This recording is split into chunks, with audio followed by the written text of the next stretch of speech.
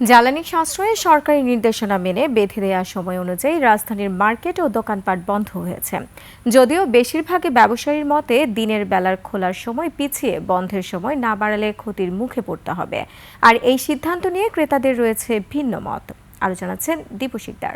Niacinamide ও salicylic সমৃদ্ধ lily face wash যা ফেসের ডেড স্কিন সেল দূর করে দেয় দ্বিগুণ ফাস্টার ব্রাইটেনিং। জ্বালানি সাশ্রয়ে আপৎকালীন সময়ে মার্কেট দোকানপাট বন্ধের সময়সীমা সন্ধ্যা ৬টা বেঁধে দেয় সরকার। ব্যবসায়ীদের অনুরোধে প্রথম দিন আরও ১ ঘন্টা বাড়িয়ে ৭টা করা হয়।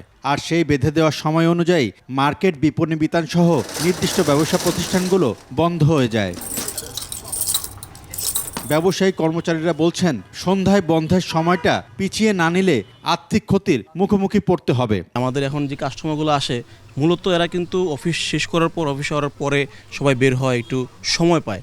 তো সেক্ষেত্রে আমার মনে হয় 12টার থেকে 8টা পর্যন্ত দিলেই বেটার হবে। ক্ষতি মনে করেন আমাদের ব্যবসা বাণিজ্য, কাস্টমার হলে তো আমাদের ব্যবসা হবে না। সন্ধ্যার পরে টাইমটা যদি যত বাড়ায় দেয় অতই ভালো, আমাদের কাস্টমার সন্ধ্যার পরে আসে। সরকারি এমন সিদ্ধান্ত নিয়ে ক্রেতাদেরও রয়েছে ভিন্ন ভিন্ন মত।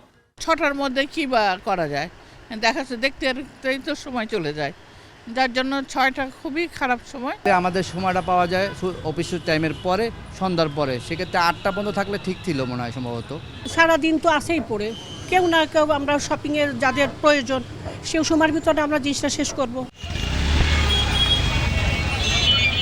এদিকে ঢাকার বাইরে অনেক জায়গাতেই নির্দিষ্ট সময়ে বন্ধ হয়নি দোকানপাট।